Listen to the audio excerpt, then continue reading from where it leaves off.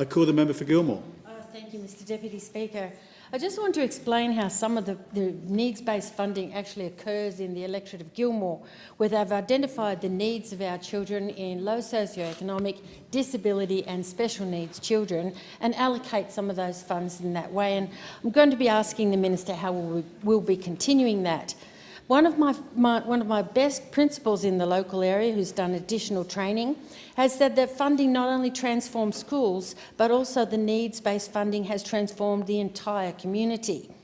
They've used some of their allocation for a family support worker as the homelessness issue was becoming quite significant. And we all know that the home environment is one of the ones with the greatest influence. They've done extensive staff training, including trauma training and STEM training, bringing their teachers into the current century.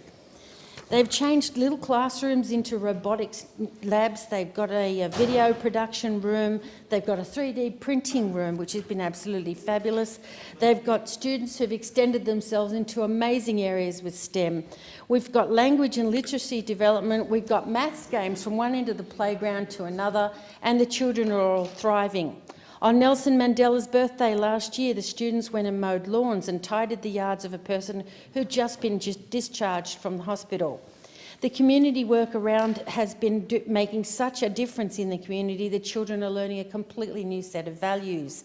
But in addition to that, because it is a very low socioeconomic region, they've actually introduced the idea of a sanctuary point dollars, which is when a parent does a couple of hours helping other students learn to read or help doing some maths or help in the library or even working in the tuck shop, they actually get sanctuary point dollars. So when that child can't go to an excursion, they use those sanctuary point dollars to help fund that child to go on the excursion. So there's an amazing way that they've used the additional funding that they have been getting under the current system of needs-based funding. The children love seeing their parents involved in the school. The children's attendance rate is improved. Their achievement rate has improved.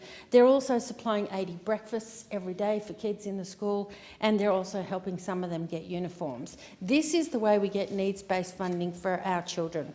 So I just wondered if the Minister would be happy to answer the question on how our coalition government's needs-based funding model is assisting our schools, and in particular how this funding is helping local schools in my electorate, because many of them have done language and literacy development. How will our future Commonwealth funding help support the improvement of student outcomes?